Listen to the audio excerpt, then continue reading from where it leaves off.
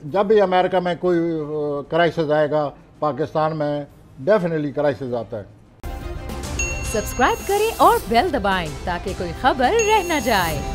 इस वक्त जो सूरत हाल है कैसे देखते हैं पाकिस्तान में? वही जो मैं हमेशा करता हूँ आपसे सवाल, महंगाई भी है, लॉ एंड ऑर्डर का मसला भी है, आपस में झगड़ा भी है, और अभी आजकल ये दिन वो हैं जब पाकिस्तान आज से कई साल पहले टूट गया था, दो लख्त हुआ और बांग्लादेश बन गया। तो अभी भी बहुत सारे जो हमारे सियासतदान हैं वो हुकूमत पर प्रेशर डालने के लिए ये बातें करते हैं कि देखें जी वो ना हो जाए, सिंधु देश ना बन जाए, पंजाब अलहदा ना हो जाए, अफ़गानिया ना बन जाए। तो ये जो सारी सियासी सूरत हाल है, अगर आप इसको प्लैनेट्स के हवाले से देखते हैं तो क्या आपको नज़र आता है कि आने वाले दिनों में क्या होगा और अब ये क्या चल रहा है इस वक्त?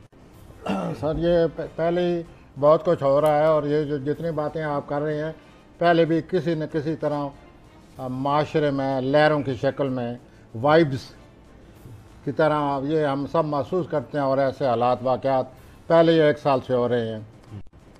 अब ये हालात वाक़यात 28 दिसंबर के बाद जो ज़ोल की सूरत हाल आ रही है वो पाकिस्तान के बिल्कुल ख़िलाफ़ है और पूरा 1 साल रहेगी ख़िलाफ़। आपका मतलब है कि चैलेंजेस पाकिस्तान को बहुत ज़्यादा हो जितनी जाएंगे। बातों का आप जिक्र कर गए हैं एक ही सांस में, ये बातें अब ज़्यादा हो जाएंगी। ज़ोल जो है ना वो हालात को गंभीर कर देता है, हालात को मायूस कौन बना देता है, हालात में अनएक्सपेक्टेड अचानक अनएक्सपेक्टेड या इंसान की अपनी गलतियों से कई रुकावटें आ जाती हैं, और ये सब कुछ होने वाला है। अभी ज़ोल जो है उसको मुश्तरी छोड़ रहा है 28 दिसंबर को। अब ज़ोल खुद अकेला रह जाएगा। अकेला रहने से हमारी जो सूरत हाल है ये मज़ीद मायूस कौन हो सकती है। यही आप सवाल कर रहे हैं कि मज़ीद अब क्या होगा। ये वही होगा जो कुछ हो रहा है, ये ज़्यादा मामला संगीन हो जाएंगे। अच्छा, अभी जो खबरें आ रही हैं उसके मुताबिक रूस की ये कोशिश है कि वो चाइना और इंडिया के बीच में भी जो दूरी है उसको कम करे, तो इसका हमारे ऊपर बड़ा एक इम्पैक्ट होगा। आपको लगता है कि ये जो कोशिश हो रही है प्लैनेट्स को इसको सपोर्ट करते नज़र आ रहे हैं आपको? हाँ जी सर, मैं तो मेरे मुताले के मुताबिक जो मैं अक्सर अपने शौक़ के मुताबिक न सिर्फ अपनी आरस्कोप बल्कि और आरस्कोप भी, कई मुल्कों के आरस्कोप भी देखता रहता हूँ और उनको समझने की कोशिश करता हूँ। जहाँ तक दुनिया के बड़े बड़े जितने भी एस्ट्रोलॉजर हैं उनकी तो यही राय है कि रूस जो है ये अब बहुत एक्टिव हो जाएगा और ये किसी मुल्क पर हमला करेगा।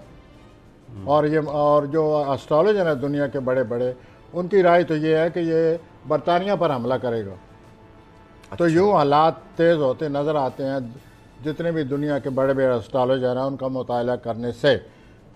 और वैसे भी जो रूस का अगर हॉरोस्कोप पढ़ा जाए तो रूस कुछ न कुछ करेगा।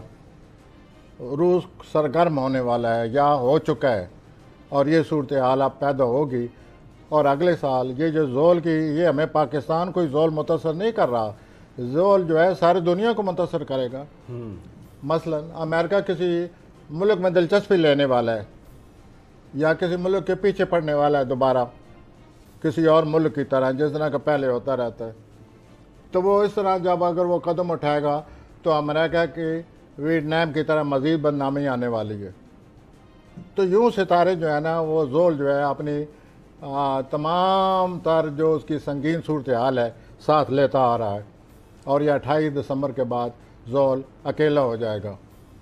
अभी तक उसके साथ मुश्तरी था जिसने ज़ोल को संभाला हुआ था। अच्छा, आपने कहा कि अमेरिका किसी मुल्क के पीछे पड़ने वाला है। अभी 2 ममालिक हैं ऐसे बज़ाहिर नज़र आता है कि जिनके साथ अमेरिका की कन्फ्रंटेशन होगी। जी, मैं वही अर्ज़ कर रहा हूँ, मैं सवाल सुन लें जी कि ये ईरान के साथ कुछ ऐसा वाक़या तो नहीं होने वाला? चाइना के पीछे ऑलरेडी पड़ा हुआ है अमेरिका। ईरान तो 22 दिसंबर 2020 को हो चुका है, उसी ने ये सब करना है जो कुछ अब आना है, उसी की वजह से ये हालात दिन ब दिन नहीं, मैं ईरान की बात कर रहा हूँ, ईरान नहीं, ईरान जो की भी बात। मैं जो भी मुल्क है वो उन्हीं 2 प्लैनेट की जद में हम सब आए हुए हैं। जो प्लैनेट मुश्तरी और ज़ोल 20 दिसंबर 2020 को या 22 दिसंबर 2020 को किरान हुआ था, ये उनके असरात हैं, और उनके असरात की वजह से मैं अक्सर मेरे मुंह से ये निकल जाता है, और अल्लाह से माफ़ी भी मांगता हूँ कि जंग की सूरत हाल बन सकती है।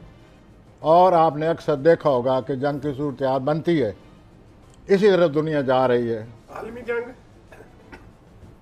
आलमी जंग जी आलमी जंग ये पहले शुरू होगी, मुमकिन है रूस की वजह से जो पहला कदम वो उठाए तो बाद में ये मामला शुरू हो जाएगा, या कोई और मुल्क उठाए।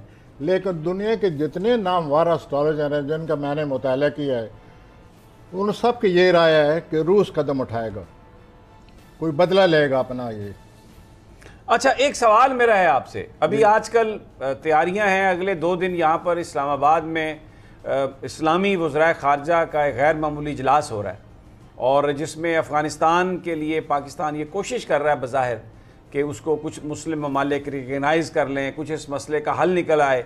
रशिया, चाइना और अमेरिका के भी नुमाइंदे उसमें शरीक हैं। ये बयान फरमाइए कि कोई आपको आलम इस्लाम मुत्तहद होता हुआ नज़र आ रहा है, कोई इस्लामी ब्लॉक बनता हुआ नज़र आ रहा है, अगर आप आलमी जंग की बात कर रहे हैं तो? फ़िलहाल तो कुछ भी नहीं, ऐसे कोई सूरत हाल नहीं नज़र आ रही। एक बात, दुनिया के मुसलमान ममालिक की, सारे मुसलमान ममालिक की इक्के दुक्के छोड़ कर जिनकी मुझे हारोस्कोप नहीं मिली, इन सारे मुसलमानों की ममालिक की हारोस्कोप पढ़ने के बाद ये बात वाज़िया नज़र आ रही है कि तुर्की अब ये रोल अदा करेगा। मुसलमान मुत्तहिद हों या न हों, तुर्की अपना असर रसूख बढ़ाने वाला है अगले सालों में और मुसलमानों का सरबराह बन जाएगा। उसको आप अगर इत्तेहाद का नाम दे सकते हैं कि एक मुल्क की रहनुमाई में हम आ रहे हैं।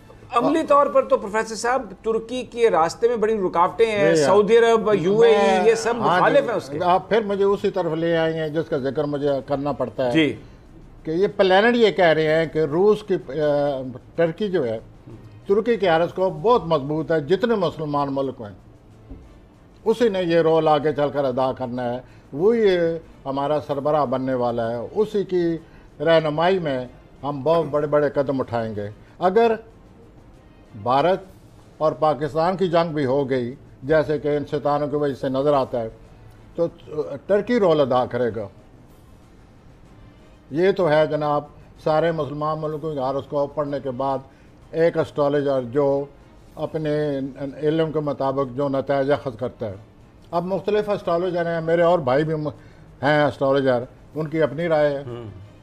मुझे जो कोई नज़र आ रहा है या जो कुछ मैं आपसे आज तक कहते चला आ रहा हूँ उसके मुताबिक तो ये होता आ रहा है कि जंग की तरह हम जा रहे हैं। वो जो 2 प्लैनेट इकट्ठे हुए हैं 22 दिसंबर 2020 को, वो 20 साल तक उनका असर रहेगा।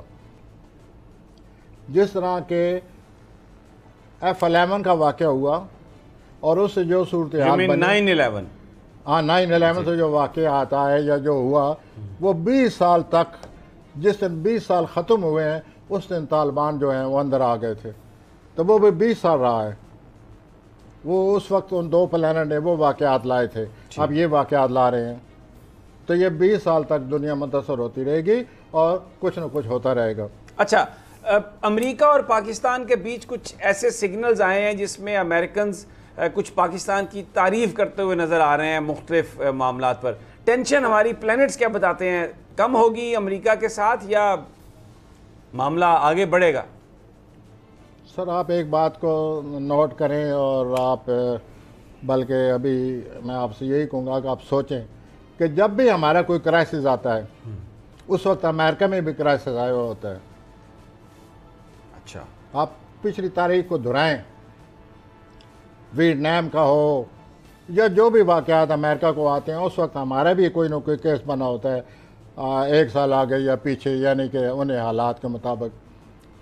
जब भी अमेरिका में कोई क्राइसिस आएगा, पाकिस्तान में डेफिनेटली क्राइसिस आता है। तो अब भी ये जो है अमेरिका किसी गैर मुल्क में, जैसे मैं अभी कह रहा था अपने नॉलेज के मुताबिक, जो प्लैनेट का मुझे जितनी समझ है उसके मुताबिक मैं ये कह रहा था कि अमेरिका फिर किसी मुल्क में अगले साल किसी मुल्क की वजह से बदनाम होने वाला है। तो पाकिस्तान में कोई ऐसी हरकत होगी जिस वजह से हमें भी बदनामी आएगी। यहाँ तो खैर मुझे इजाज़त है कहने की, लेकिन मैं तो ज़रा डरता हूँ, मैं नहीं पूरी तरह कहता कि यहाँ क्या होता है, कि यहाँ किस तरह मुल्क को बदनाम किया जाता है और यहाँ मुल्क के साथ क्या हुआ है। तो ये सारा सिलसिला अमेरिका और हमारे प्लैनेट एक तरह से एक ही हैं।